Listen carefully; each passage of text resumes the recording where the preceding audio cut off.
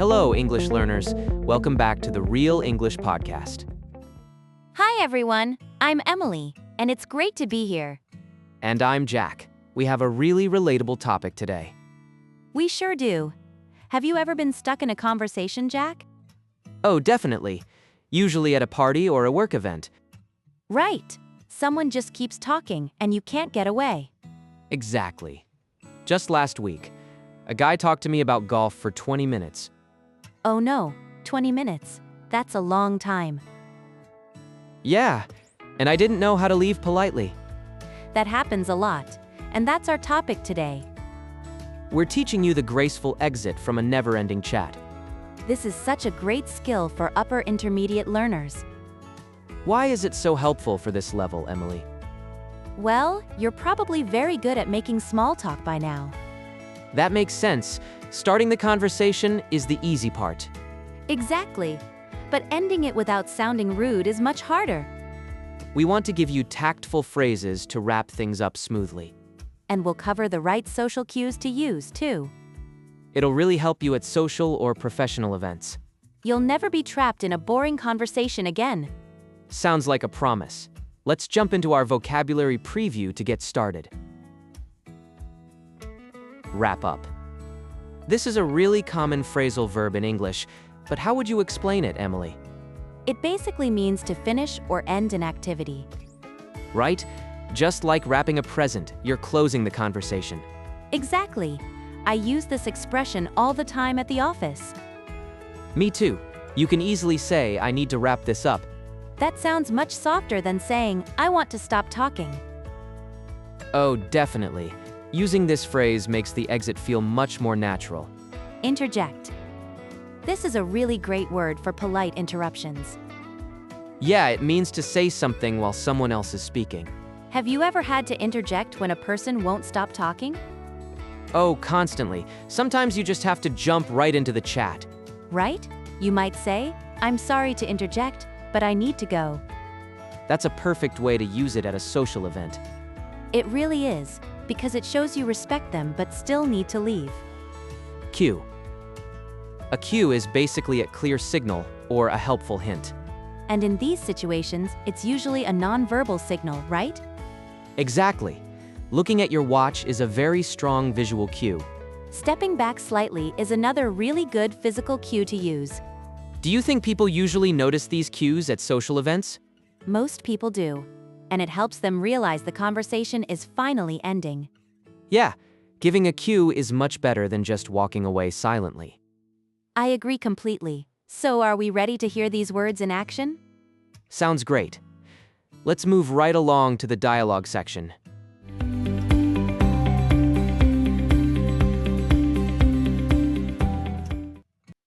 And honestly, the new software update is completely useless for my team. I see. Did you report that to the IT department yet? I did, but they ignored me. Have you ever seen the blue screen error? I haven't. Sorry to interject, Greg, but I actually need to get going soon. Oh, it'll just take a second. So, my computer screen went totally blank today. That sounds stressful. Are you going to call them again tomorrow morning? Probably, but just one more detail. The tech support guy was so unhelpful today. Wow, that's annoying. Well, I really need to wrap up my night now.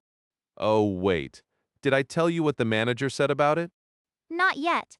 Look, they're turning off the music. That's my cue to leave. Oh, you're right. I didn't even notice the time at all. It was great catching up, Greg. I'll see you at the office next week. You too, Anna. Have a really safe trip home tonight.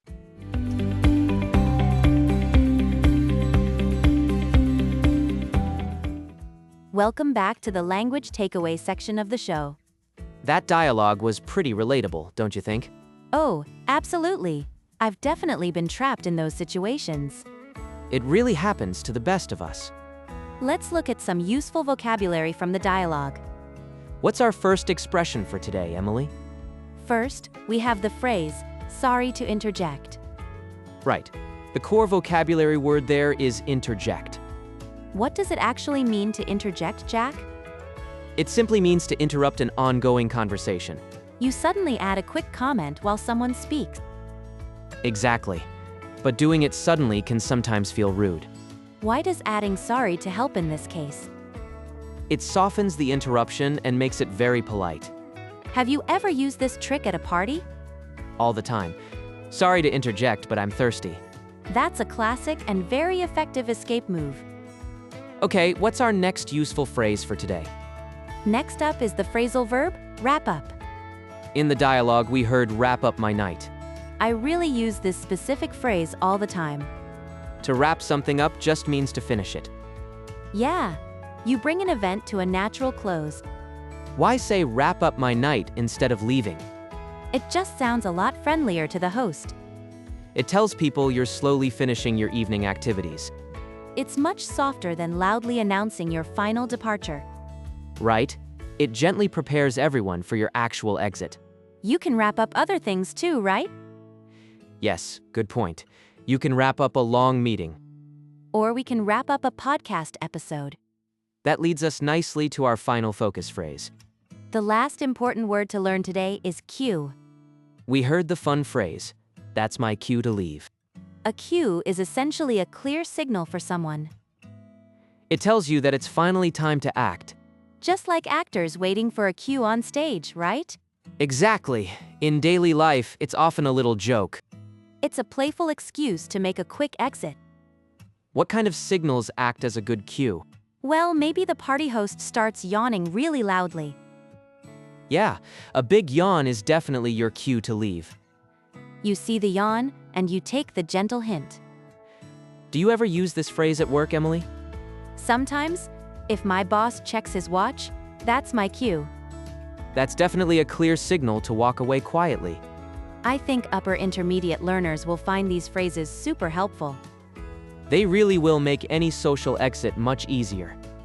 We just talked about some great exit strategies. Yeah, we did. Now let's build those into natural sentences. Right? Because delivery is everything. What's our first pattern? Let's look at how to interrupt someone politely. Instead of apologizing for interjecting, what can we say? You can use the phrase, "I hate to cut in." Oh, I use that one a lot. It sounds very friendly. It really does. You can use it in a few different ways. How would you use it at a dinner party? You could say, "I hate to cut in, but I need a quick refill." That's a great excuse. What about at work? In a meeting, you might say, "I hate to cut in, but we're out of time." Yeah, that works perfectly. It definitely softens the blow. Exactly. It shows a lot of respect for the speaker. So, what's our next pattern? We need a way to finish up. Right. Instead of talking about wrapping up, let's focus on the other person. Oh, I see. Like giving them their time back? Yes, exactly. A great phrase is, "I'll let you get back to it." That's very polite. It makes it sound like a favor to them. It really does. People always appreciate that kind of respect. How do you build a full sentence with it? You can say, "I know you're busy, so I'll let you get back to work." Or maybe at a crowded social event, right? Yeah, you could say, "I'll let you get back to your friends." That's so smooth. You don't even need a real excuse to leave. Exactly, you're just being considerate of their busy schedule. Okay, what's our final pattern for today? We need a casual way to actually start walking away. Right. What's a good alternative for waiting on a cue? You can simply say, "I should probably head out." That sounds very relaxed. It feels super informal. It is, and you can add a short reason if you want. Like saying it's getting late, so I should probably head out. Yes, that's an absolute classic. Have you used that recently? Oh, definitely. I used it just last weekend to escape a chat. Nice. You can also use it when you're just feeling tired. Like, it's been a long day. I should probably head out. Exactly. It's very polite, but it gets you out the door quickly. These sentence patterns make escaping so much less awkward. They really do. Just keep your tone friendly and natural. Let's listen to the dialogue one more time so you can hear exactly how to spot a cue, politely interject, and gracefully wrap up a never-ending conversation.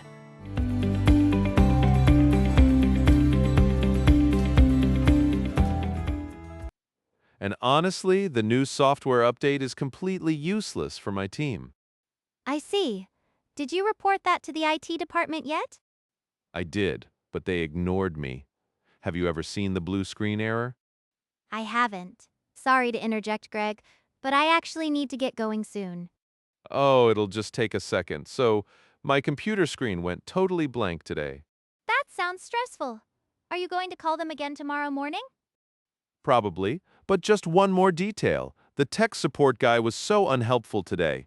Wow, that's annoying. Well, I really need to wrap up my night now. Oh, wait. Did I tell you what the manager said about it? Not yet. Look, they're turning off the music. That's my cue to leave. Oh, you're right. I didn't even notice the time at all. It was great catching up, Greg. I'll see you at the office next week.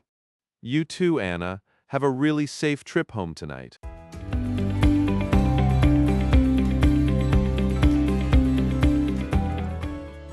That replay really highlights how determined Greg was. Yeah, he just wanted to keep complaining about his computer. I have definitely been stuck in that exact situation before. Right? I think Anna handled the situation perfectly though. Exactly. She stayed totally polite but held her ground. Did you notice how she used the music stopping as an excuse? I loved that.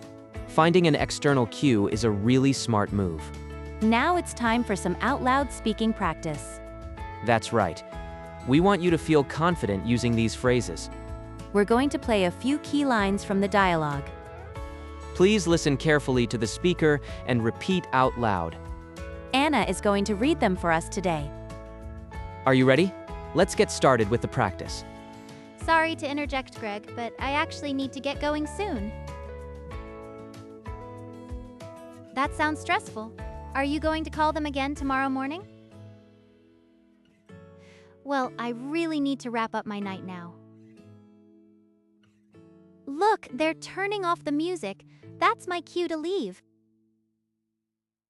It was great catching up, Greg. I'll see you at the office next week. You did a fantastic job with the practice, everyone. Yeah, repeating out loud really helps lock those phrases in. We hope you feel ready to escape your next long chat. You definitely have the right conversation tools now. Thank you so much for hanging out and learning with us today. If you enjoyed this episode, please give the video a like. And please don't forget to share it with your friends. Make sure you subscribe to our channel too. That way you won't miss any of our future English tips. We had a really great time talking with you today. We'll see you again in the next video. Have a great day. Good luck at your next social event. Goodbye.